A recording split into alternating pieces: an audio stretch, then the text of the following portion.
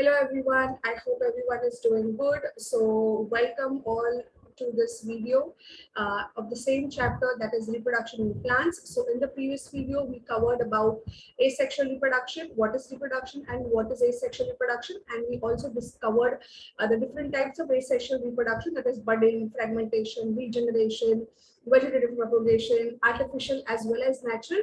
So if you have not seen the previous video, please first see the previous video, and then in this video we begin with the sexual reproduction. Okay, so in this video what are we going to cover? We're going to cover the sexual reproduction, what are the different stages that take place in sexual reproduction, and the part of the plant which is responsible for carrying out sexual reproduction, that is the flower, and the different parts of the flower and its function they're going to cover in this video. So let's begin. What is sexual reproduction? All of you might be aware of the term, what it means and what is the definition of sexual reproduction. You have been studying this in schools right from the school days. Okay, just to give you a recap, that asexual reproduction is only one parent, whereas sexual reproduction will be what? Development of new individual through formation and fusion of gametes. So here there will be two different gametes that will be involved, that is the male gamete and the female gamete. Okay, both of them will come together and they will give rise to new individuals. Yes, a process known as fertilization. So what are the characteristics of sexual reproduction? Let's just quickly go through it. All these points you have studied in school, but in the beginning of this chapter, we are going to revise all these points. So the very first characteristic is that it is biparental. What do we mean by biparental? That is, two parents are involved. In asexual reproduction, only one parent was involved, whereas in sexual reproduction, two parents are involved. So this is the very first and important characteristic of sexual reproduction. Okay, gametes are formed, are always formed. What do we mean by this point? In sexual reproduction, because there is involvement of a male parent and a female parent, so there will be formation of gametes by these individual parents. Okay, these individual parents, that is the male parent and the female parent, will make certain substances known as gametes. So what do we understand by gametes are always formed? It means that there will be certain substance, I mean there will be a particular cell produced by the male parent as well as the female parent, okay, which will come together and unite and then give rise to a new individual. Okay, so there are special cells, there are special sex cells we call them, or the reproductive cells. Another term that we give them is also gametes. Okay, so they are formed when a sexual reproduction takes place. Whereas when we're talking about asexual reproduction, so there will be no formation of gametes. The parent will directly give rise to the offspring, okay, to the new individual, which will be exactly similar to the parent. Another characteristic is that fertilization will take place. So this union that we are talking about, the male gamete and the female gamete coming together, this coming together and the compatibility between both the gametes, that this process we call it as fertilization. So two cells will become one cell. This is known as zygote, and this zygote will further develop into a embryo, and then embryo will further develop into a whole new organism. Okay, so there will be involvement of both type of cell division. All of you might be aware of meiosis and mitosis. Okay, so if you have not if you're not clear about meiosis and mitosis, please refer to the recording on meiosis and mitosis that we had discussed in 11th standard. So here the sex cells will divide by this type of cell division, that is meiotic division will take place, and mitotic division, wherein all the body cells, that is we call them as all the somatic cells, will divide. Okay, so when a particular organism is undergoing sexual reproduction, it will undergo both meiotic and mitotic type of cell division to form the zygote and further the development of the zygote. Okay, next characteristic is that daughter organisms will be will be different from the parents. In asexual reproduction, exactly similar. Okay, whereas in sexual reproduction, they will be not exactly similar from the parents. There will be certain differences between the parents and the offspring that they produce. Okay, so genetically also they will be differing from the parent. Okay, another characteristic is that multiplication is so rapid when an organism is developing through a sexual reproduction as compared to asexual reproduction. Okay, so multiplication is not so rapid as compared to asexual reproduction. Here there will be some sort of time involvement, whereas asexual reproduction may do the offspring will be produced on a faster rate. Okay, the cell division will take place quite rapidly in comparison to the sexual reproduction. So these are the characteristics of the sexual reproduction. Yes, so just go through it, make notes. If you have any doubts, make a note of it also in your notebook, and you can ask me when we meet in live class. Moving on to the stages in sexual reproduction. What are the different stages that is involved in sexual reproduction? So you all should be aware of this. Quickly, we will just see what are the different stages. Number one is pre-fertilization stage. Second is fertilization. And third is post-fertilization stage. Okay. What happens in pre? Pre means prior, before. Okay. Pre stands for prior or before the reproduction will start. So here the gametes will be formed. As we just discussed, the gametes will be formed by individual parents. That is, the male parent will produce male gametes and the female parents will produce the female gametes. The process is known as gametogenesis. Okay.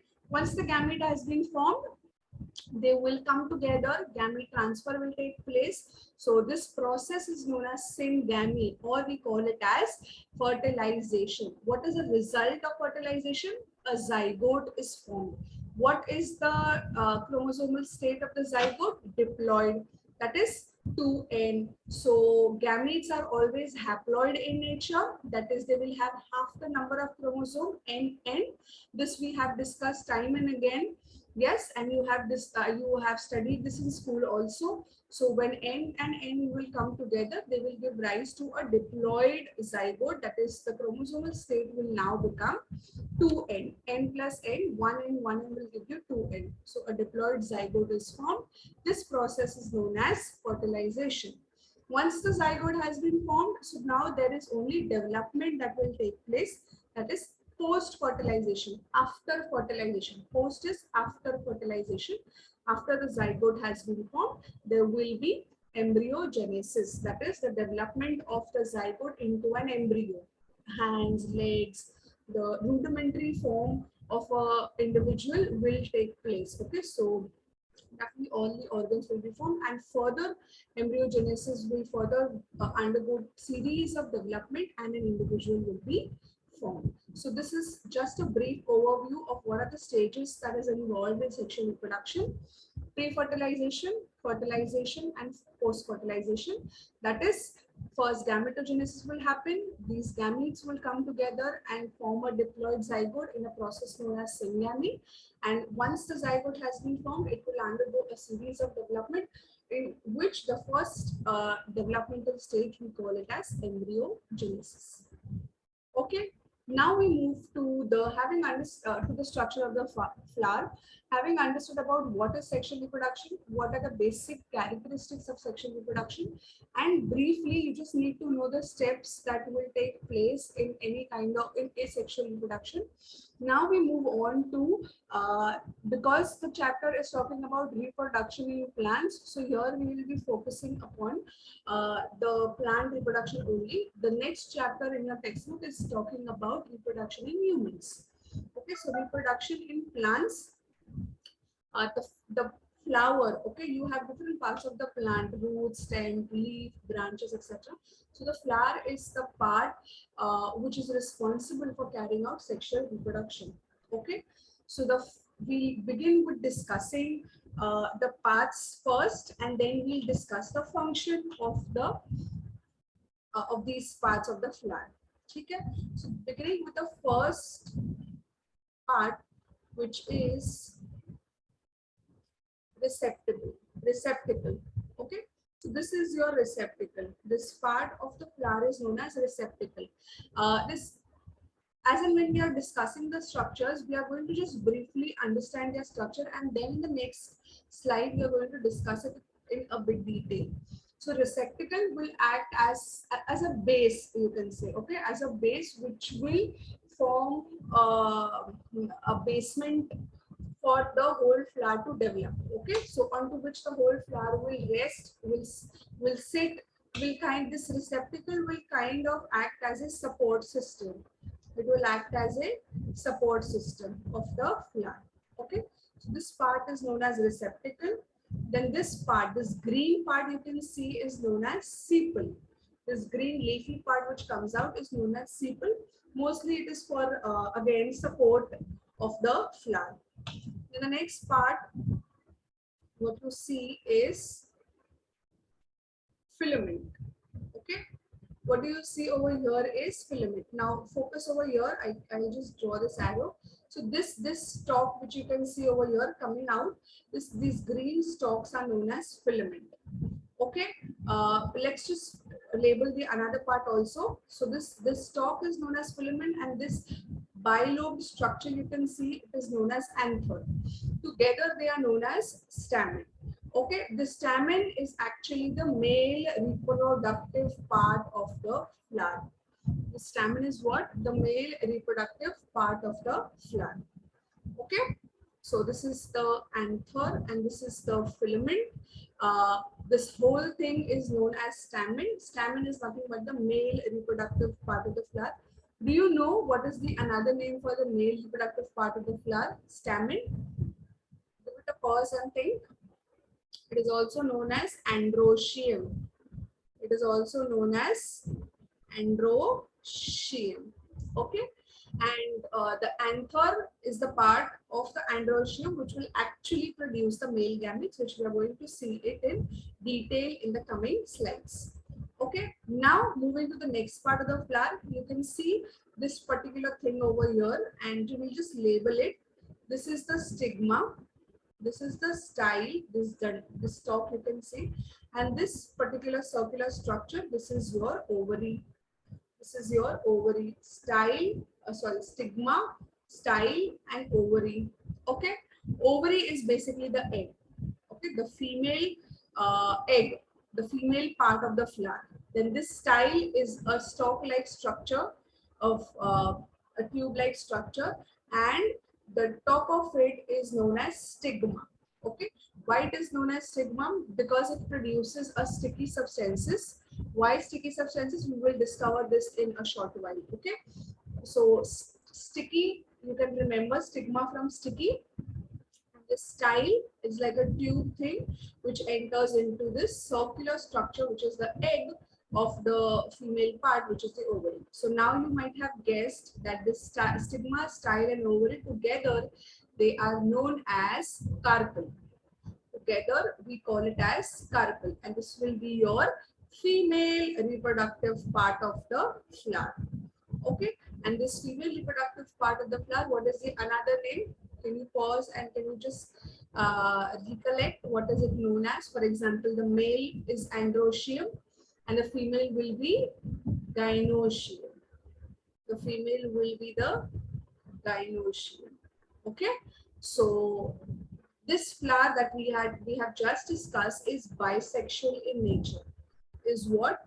Is bisexual in nature. Most of the plants that carry out sexual reproduction will be bisexual in nature. Okay, we are going to focus mostly on the angiospermic plants because they are bisexual in nature. What do we understand a bisexual? This is what is there in front of you. That is a flower having both the male part and the female part in the same flower. So this flower that we just discussed is having the male part also as well as the female part also, and hence this plant is known as bisexual. There will be some flowers which will have only one part. So in that case, we will call them as unisexual class. Okay, unisexual plant or unisexual class. Clear? So these are the parts. And the last, okay. So just have a pause and you can revise all the parts of the flower. Now we will discuss this in a bit detail. Okay. Now first we will discuss about something about the petals over here. Why petals? We have not labeled. We have not discussed petals in the previous slide. So here we will discuss about petals. Okay. Petals are basically non-essential floral organs. Now, what do we mean by non-essential? Essential means what? Important, very important. Non means what? Not important. So, what we are discussing over here, we are discussing reproduction, sexual reproduction over here, right? We are discussing sexual reproduction over here. So, for sexual reproduction to take place, what are the essential parts of the flower? So that we have just discussed, that is the male part and the female part. Bina inke, there will be no sexual reproduction. Yes or no? Now, non-essential में, if the petal is there or not there, it will not affect the capability of the plant to carry out reproduction. So hence we call them as non-essential. But still they have certain significance in the reproductive process indirectly. Okay, जैसे कि they are brightly colored modified leaf structures, these petals, and which are responsible for attracting the pollinators. Okay, you might have studied about pollination in school. So this is basically pollination is the transfer of the male gamete from the male part to the female part. So this is the male part and this is the female part. Okay, so the male gamete has to get transferred from here to here. So this will happen by agents. Agents can be wind, non-living agents like wind, water, living agents like bees, butterflies, okay, butterflies, then birds. Birds also are responsible for carrying out pollination. Bats, yes. So they are known as pollinators. So these petals will attract these bees, butterflies, bats, and all of them, birds, for them to come over here, okay, attract. And then while they are sucking nectar from the flower, in the natural process, they happen to transfer some of the male gamete from the male part to the female part of the flower. Okay, and that is why we call them as non-essential, as in they are not directly required in the reproductive process, but indirectly they will act as an attracting thing for the pollinators. Okay, so petals and their functions. Then sepal. Just clear this. Okay, sepal. So what is the sepal? This, the green part that we had just discussed. It will look like this, and iske upar there will be the flower. So it is nothing but the outer covering which will protect the flower. Okay, at which stage it will protect the flower? When the flower is in the bud stage. Okay, just now we discussed the sepal will also act as a support system or a protective covering for the flower. At which stage? When the flower is still in the budding process, and after the bud, the flower will then bloom. Okay, so it will act as a protective layer when the flower is still bud. And the stalk, you will see some of the flower having the dandi, the stalk, it is known as peduncle. So this stick, this stalk is known as the peduncle. Okay, so petals, sepal, and peduncle, and their function. Moving to the next, now in detail about the anther and filament. Yes, so and these will be known as the essential floral worms. We have just discussed what are these essential floral worms. That is the male part. Here we are talking about the male part. In the figure, you see only the male part, the filament and the anther. The filament and the anther. This is known as androecium. What do we call them as? Androecium. Together they are known as stamen. Okay, The male part of the flower is called the stamen. Another name, a lot of names will be there now. So please make a note of it and try to remember them. They are also known as microsporophyll. Why the name micro and sporophyll? We will discuss this in the next video when we will discuss about the pollen grains. So anther, filament together known as stamen. Stamen is also known as the androecium. This is the important essential floral organ because it's the male part of the flower. Okay, moving to the next part, that is in detail. So anther will do what? Anther, what will be the function of it? So it will produce the male gamete, and the male gamete here is called as pollen. These are tiny granular structures. Okay, so the male part, which is the anther part of the stamen, it will produce pollen grains, which is the male gamete of the flowering plant. And what is the filament doing? It is acting as a support system. It is acting as a support system. It's a slender stalk supporting the anther.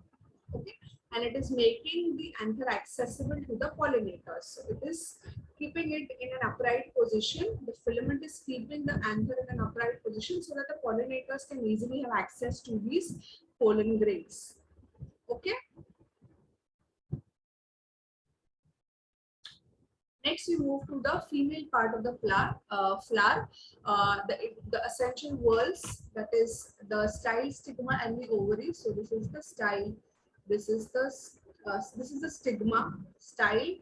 This is the ovary, and inside the ovary you have smaller and minute eggs. Okay.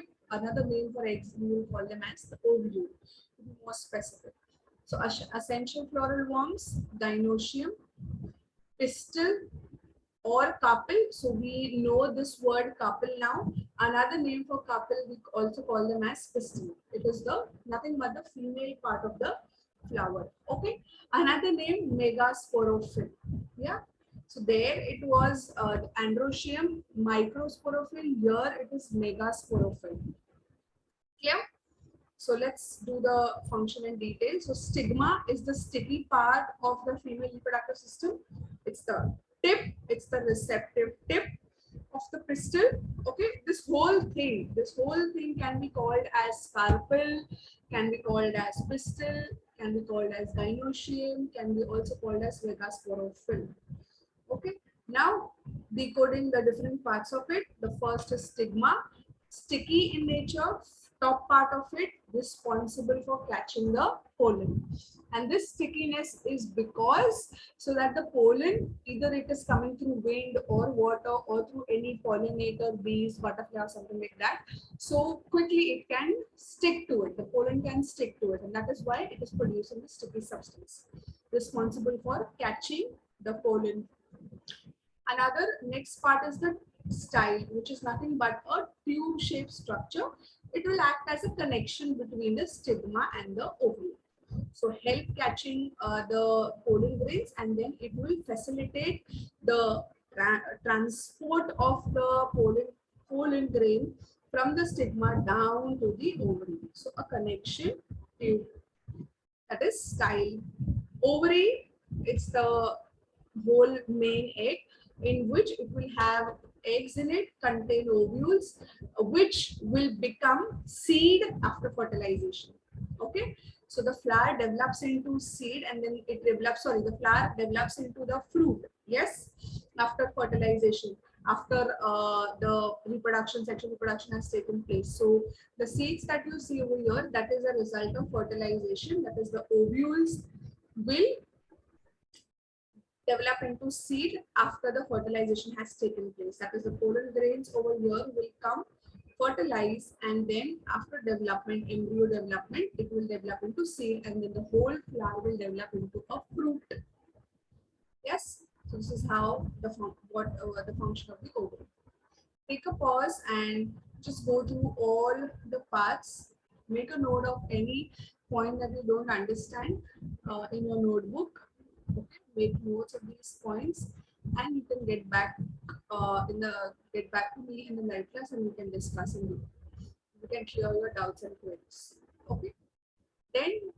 This is the practice time. What we're going to do is, now we have discussed about the different parts of the flower, the male and the female part. You're going to label these, okay, and then you're going to check whether your labelings were correct or no. Yes, the labelings, we will discuss it in the live class. So you have to label this and be ready in in your live class. This will be your assignment from this video. So please take a note of, or make a note on this. Yes, take a screenshot of it and fill in the blanks. Okay, it is more like a comprehension thing. So this will be your assignment. In the next video, what are we going to do? We are going to study about the structure of anther and microsporogenesis. Okay, so we are going to discuss in detail about the anther and the pollen grains that it produces and how these pollen grains are produced. That we will be studying under microsporogenesis. So today we discussed about, in this video we discussed about the different parts of the flower. First, we discussed about sexual reproduction, characteristics of sexual reproduction, and what are the different parts of the flower, its structure and function in detail. Okay, so thank you all of you. See you in the next video. Take care. Bye bye.